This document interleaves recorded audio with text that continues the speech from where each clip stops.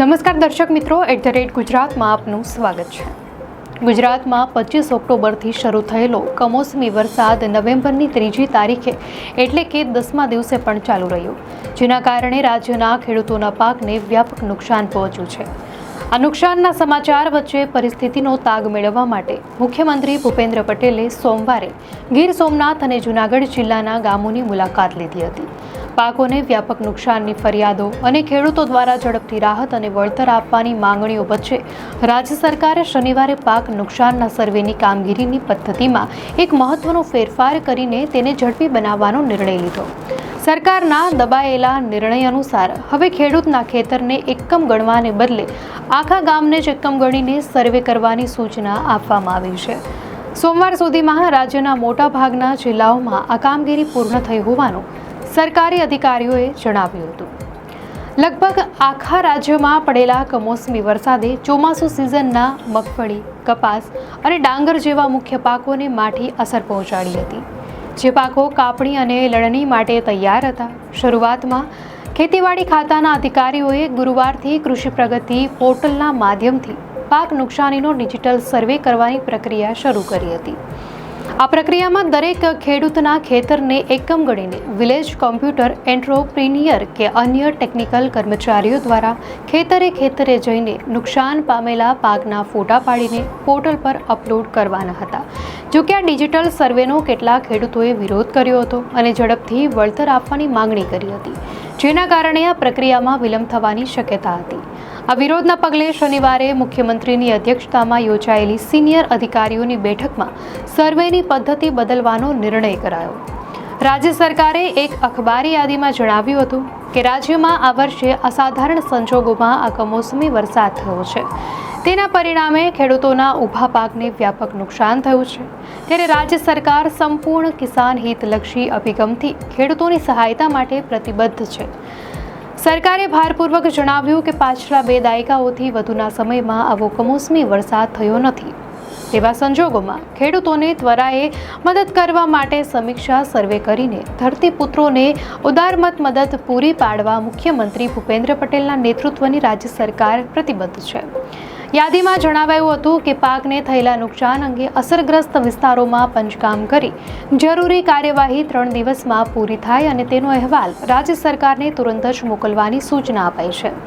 સરકારના નિર્ણય બાદ સર્વેની કામગીરી માટે ખેતરના બદલે આખા ગામને જ એકમ ગણીને ખેતીવાડી ખાતાના કે મહેસૂલી ખાતાના સ્થાનિક કર્મચારીઓએ જે તે ગામના સરપંચ તેમજ ખેડૂતોની હાજરીમાં પાકને થયેલ નુકસાન અંગે પંચરોજ કામ કરવાની પ્રક્રિયા રવિવારથી જ શરૂ કરી દીધી હતી। જોકે અહીં એ નોંધવું જરૂરી છે કે કેન્દ્ર સરકારની પાક વીમા યોજના, પ્રધાનમંત્રી ફસલ વીમા યોજનામાં ખેડૂતના ખેતરને એકમ ગણવામાં આવે છે, પરંતુ ગુજરાત સરકાર 2020માં આ યોજનામાંથી નીકળી ગઈ હોવાથી રાજ્યના ખેડૂતોને પાક વીમાનો લાભ મળતો નથી। મોટાભાગના જિલ્લાઓમાં કામગીરી સોમવાર સાંજ સુધી પૂરી થઈ ગઈ હોવાનું જાણવા મળ્યું છે।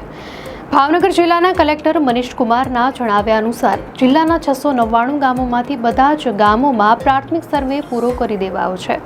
તેમના જણાવ્યા અનુસાર 4.7 લાખ હેક્ટર વિસ્તારમાં ખરીફ પાકોનું વાવેતર હતું, તેમાંથી 3.85 લાખ હેક્ટર એટલે કે લગભગ 95% વિસ્તારમાં પાકોને નુકસાન થયું છે। ભાવનગર જિલ્લાના ખેતીવાડી અધિકારી મોહમ્મદ રિઝવાન ગાંચીના મતે મગફળી અને કપાસના પાક સંપૂર્ણ નિષ્ફળ ગયા છે તેવો મત ખેડૂતો વ્યક્ત કરી રહ્યા છે, જે કુલ વાવેતર વિસ્તારના 80% જેટલો છે। અમરેલી જિલ્લાના ખેતીવાડી અધિકારી જિગ્નેશ કાનાણીએ પણ કહ્યું કે અમરેલીના 626 ગામોમાંથી બધા જ ગામોમાં પંચરોજ કામની કામગીરી સોમવાર બપોર સુધીમાં પૂરી થઈ ગઈ હતી। આ કામગીરી માટે ગ્રામ સેવક, તલાટી મંત્રીઓ તેમજ ખેતીનું તાંત્રિક જ્ઞાન ધરાવતા 236 કર્મચારીઓને જવાબદારી સોંપાઈ હતી। જિલ્લામાં કુલ 5.12 લાખ હેક્ટરમાં પાકોને નુકસાન થયાના અહેવાલ છે અને ગામડામાંથી મળેલ અહેવાલના નુકસાનીની પ્રમાણ 33%થી વધારે હોવાનો ઉલ્લેખ છે। તો રાજકોટ જિલ્લા વિકાસ અધિકારી આનંદુ સુરેશ ગોવિંદના મતે જિલ્લામાં 5.17 લાખ હેક્ટરમાં નોંધાયેલા ચોમાસુ વાવેતર વિસ્તારમાંથી 84% એટલે કે 4.34 લાખ હેક્ટર કરતાં પણ વધારે વિસ્તારમાં પાકોને નુકસાન થયાના અહેવાલ છે અને સોમવાર સાંજ સુધીમાં સર્વેની કામગીરી પૂર્ણ થઈ ગઈ છે। તો દક્ષિણ ગુજરાતમાં વલસાડ જિલ્લાના નિવાસી અધિક કલેક્ટર મહિપાલ ચુડાસમાએ જણાવ્યું કે જિલ્લામાં ડાંગરના પાકને વ્યાપક નુકસાનની ફરિયાદો છે અને 315 ગામોમાં સર્વે પૂર્ણ થયો છે, જ્યારે બાકીના 54 ગામોમાં 4 નવેમ્બર સુધીમાં પૂર્ણ કરીને અહેવાલ મોકલી દેવાશે. ઉત્તર ગુજરાતમાં બનાસકાંઠાના ખેતીવાડી અધિકારી મયુર પટેલના મતે ડીસા તાલુકામાં મગફળીના પાકને નુકસાનના અહેવાલ છે અને મંગળવાર સુધીમાં સર્વે પૂર્ણ કરી દેવાશે. ખેડૂતોએ પણ પંચરોજ કામની પ્રક્રિયામાં સક્રિય ભાગ લીધો હતો. અમરેલી જિલ્લાના રાજુલા તાલુકાના નવી માંડળી ગામના ખેડૂત કહે છે કે તેમના ગામમાં રવિવારે સવારે જ પંચરોજ કામ કરી લેવામાં આવ્યું અને ખેડૂતોના આગ્રહને કારણે પંચરોજ કામમાં 85% કરતાં પણ વધારે નુકસાન દર્શાવવામાં આવ્યું. મોટા આગરિયા ગામના આગેવાનના જણાવ્યા અનુસાર તેમના ગામમાં 91% સુધીનું નુકસાન નોંધાયું છે. જોકે ખેડૂતોના હિતમાં ઝડપથી સર્વેની કામગીરી પૂર્ણ થઈ હોવા છતાં રાજ્ય સરકારે ખેડૂતોને કેટલી સહાય કરાશે તે બાબતની કોઈ જાહેરાત સોમવાર સાંજ સુધી કરી ન હતી, જેના પર ખેડૂતોની નજર ટકેલી છે. દર્શક મિત્રો, આ અંગે આપની શું પ્રતિક્રિયા છે અમને કોમેન્ટમાં ચોક્કસથી જણાવશો અને જો આપને આ માહિતી સારી લાગી હોય તો વિડીયોને લાઇક કરો અને ચેનલને સબસ્ક્રાઇબ કરો.